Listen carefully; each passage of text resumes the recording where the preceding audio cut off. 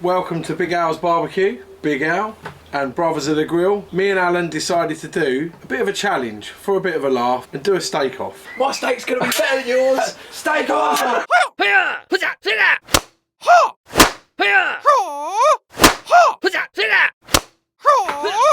So the whole point of this is to get two identical steaks, then we're going to go away and tomorrow we're going to cook them. A friend of ours, Danny's going to come in and just do like a taste test. So once you watch this video, if you want to say down the bottom who you think was your favourite and what you liked, please leave your comments down below, because you know we really enjoy any feedback we get. There's no rules. All you got to do is send the steak back here tomorrow for Danny to try. Yep, that's fine. Happy with that? Yeah, I'm going to go to Miller and Carter's and I'll be back. Hang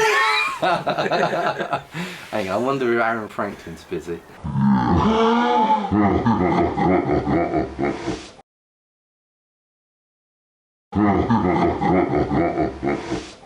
Right, so tomorrow then. Yep, it's on. That's it, steak off.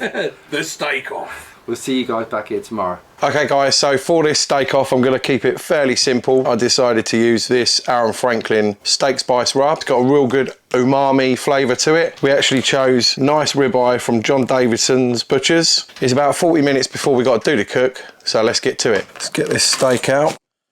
Now while we're at it, I just want to explain that on a ribeye you've got this cap here, which is also known as the spinalis. They always produce the most flavour and the most juiciest part of the steak. So if you're ever going to do as a sharing steak, remember, cut that bit off for yourself.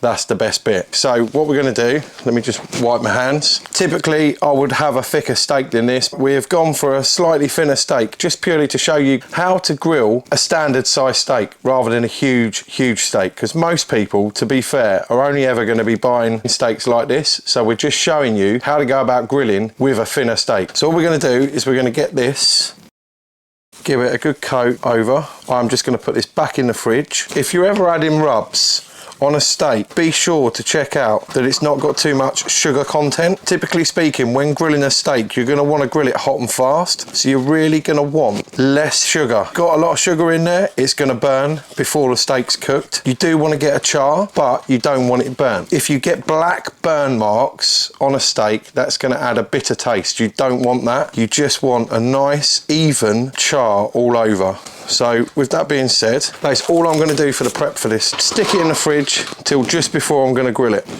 and we'll talk about that as I'm doing it.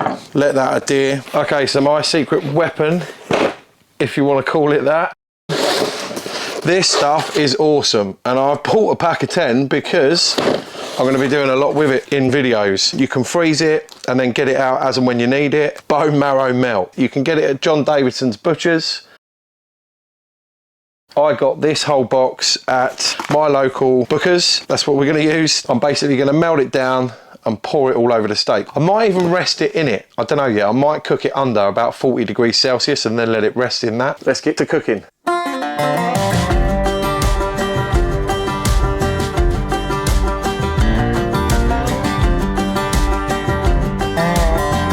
So for this cook today, I'm going to be using Whitlam Flame. It's one of my go-tos for a special occasion. It's really good stuff. It burns super clean, which is awesome. No smells coming out of the bag when you open it up. This one's oak. They do a lot of different types of wood. So yeah, go and check them out. They're online, they're on Facebook. Take some of the bigger lumps out because we are only grilling a steak and it isn't going to take long. So have the coals this side, so I've got a cool zone just in case it flares up and all that. Now the reason I'm leaving it in the fridge is purely because on a steak like this, it's very thin. It's not going to take long to cook into the middle, and I want to go medium rare on this, but to get that I want to put a good char on it. So if I rest it to room temperature and try and get a char on, it's going to be cooked way into well done by the time I've got that char. So by having it in the fridge, you've got more chance of getting medium rare with a nice char. So that's why I'm doing that. Okay, so we're going to get these coals lit. We've got these easy starters. They're all natural. I've got the bottom vent fully open just to get them rocking. Okay, so let's put this steak directly over the coals. Going to give it a little minute, and then what I'll do is I'll just keep moving and turning.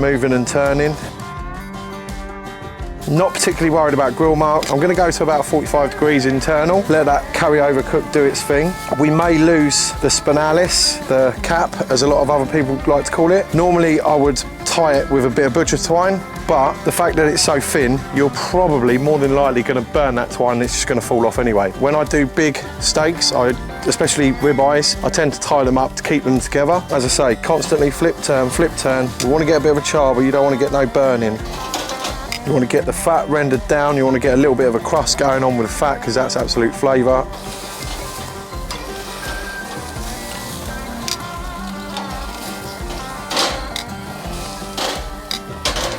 Char all over is what we're looking for. That's why I'm constantly turning, twisting, turning, just to get that char as even as possible. As you can see, the cap, the spinalis is already trying to split away. It is what it is. Not a lot you can do about it. I've always found this the best way to cook steak, absolutely the best way. Just hot and fast, twist and turn constantly. It just gives that absolute excellent flavour. See, it's starting to char all over, which is what we want.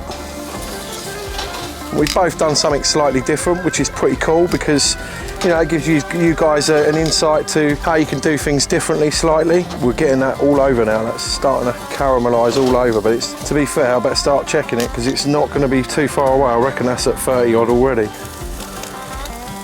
27, not too bad.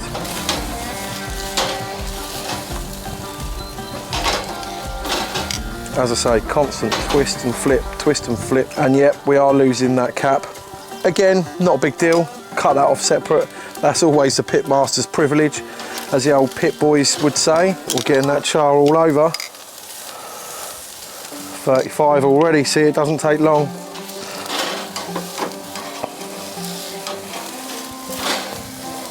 Look at that, that's perfect, but look at that, guys, look. What you want. That is absolutely what you want. 42, right, we're there.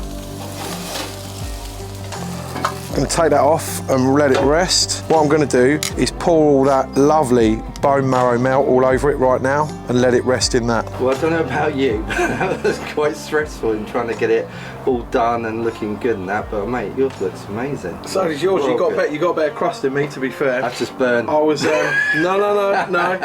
Because it's so thin though, it's difficult, and that's why it's better 100%. To leave them in the fridge just before you cook them, because it just 100% makes a massive difference. Yeah, it does. I was going for medium rare.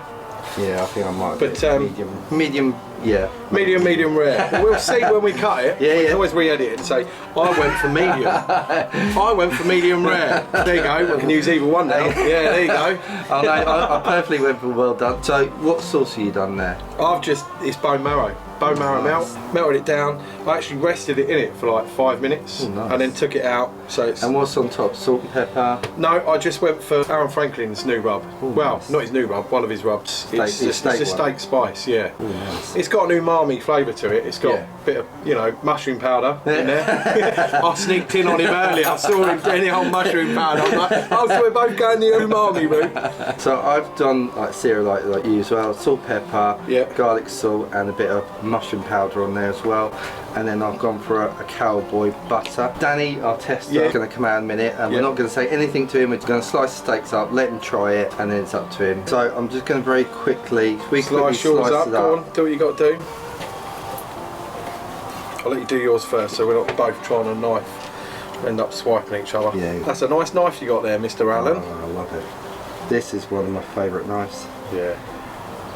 It makes so much difference to have a sharp knife. I mean, I've never, until doing YouTube, I never really was too fast. I've gone for like a medium by the looks of it, so maybe a little bit, that's like a medium. So this is the egg yolk that we cured for a week in Worcestershire sauce.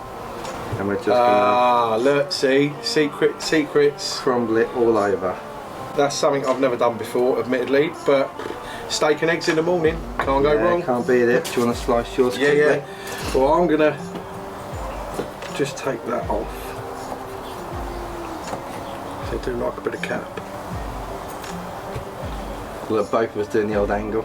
Yeah, it does help. All the tricks of the trade, isn't it? I really wanted to go for medium rare with a crust, but it's so difficult when you've got a steak this thin I mean, it's not thin, but it's, you know what I mean? It's, Yeah. little pinky's going up there, see? That's another Always- chef skill. Yeah, it's the angle of the dangle. I've never heard that one before. As you can tell, Duncan and I know each other extremely well. You know, known each other years now, haven't we? Yeah. That looks good. Do you know what? That's pit. Oh, I didn't do that.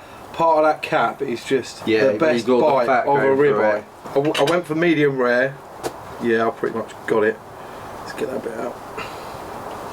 Yeah, it's pretty much there. That's nice. Medium And look, rare. all beautiful pink all the way through, nice and even. Nice and juicy still. Let's just have a quick pull test. Yeah, that's what it's all about. I didn't do pull test.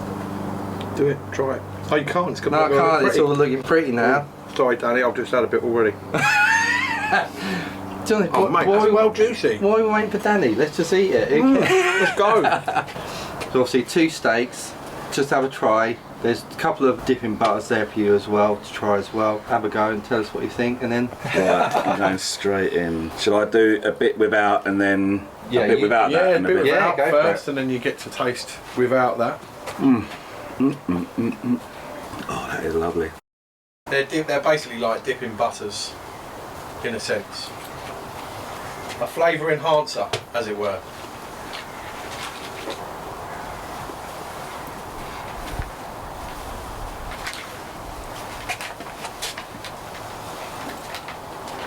Oh man, that is lush. Right, Yeah, let's go for a bit in the middle, maybe. yeah. Right. What's the stuff on top of this? Is it like a zest or something? Well, we'll tell you afterwards. Deep in full. Look at the Deep in full. torture on his face. They're so good. They're both so good, that's the thing. Now I've got to try it with these as well. It's cross training. Yeah. Like it. Taking his time in there. He's not stupid. He's taking in the moment. Both of them are amazing. These as well are lovely. I prefer this one, it's got a little bit of a kick to it, whatever that is. But in terms of the steaks, this one was a bit more tender maybe, although they're both cooked the way I would have them, is if I stripped back like these, the stuff on top and this, I'm gonna have to say that one. Right. So that's your favourite steak? Yeah, That's Duncan's steak. So well done. Duncan Yeah. on the steak. But then you're loving what Alan did with. I think purely, it's not even overly about taste, but the only way I had to make that decision was if I was in a restaurant and I said to him, yeah, can you do it rare, and I had a mouthful of that one and a mouthful of that one, I would say that is ever so slightly more the way that I would, whereas I reckon my missus, because she likes hers a little bit more well done than me, she would then probably go for that one. I think that is literally it. This one is just a little bit pinker. So that's all down just to personal. Yeah, personal preference. In terms of flavour, I'd be saying, oh, this is the best steak I've ever had. So I want to try Duncan's and try. Yeah, sauce I'm as going well. to try some of this on its own.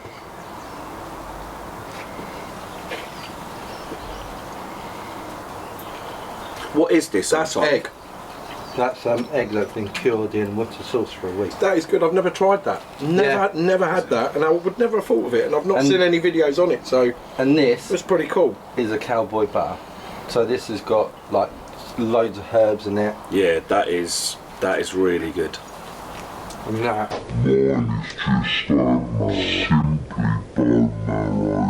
Oh, really? marrow Which is melt. also very, very good. Alan's made all that from scratch. I kind of cheated because I just bought bone marrow melt and melted it down. That is it, simply. It's that fat cap as well. You can't beat that. That is the best part of the ribeye. Yeah. Yeah, that stuff on top of it is Yeah, lovely. that's amazing. So you basically get an egg yolk and you completely cover it in Salt. Worcester sauce, and that's it. Oh, You just so you leave it. don't. No. Right. So the Worcester sauce does it sick because a lot of people do it in salt, don't they? Yeah. Roll it in salt and then cure it that Yeah, way. But absolutely. never done that before. Now, I just want to point out, because I've seen a lot of people say that if you take your steak straight out of the fridge and cook it, straight away it's going to tense up the muscles. It's not the case. I mean, I'm not being funny. We both did the same, but there's nothing to that.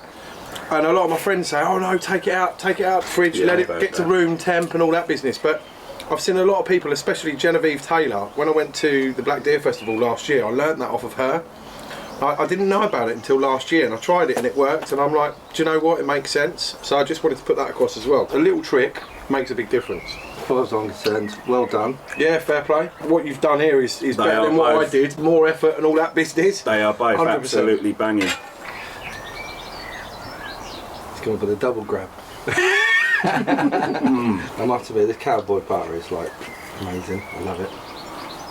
Oh, it's got a lot of flavour to it. Perfect well, that steak and that dipping sauce.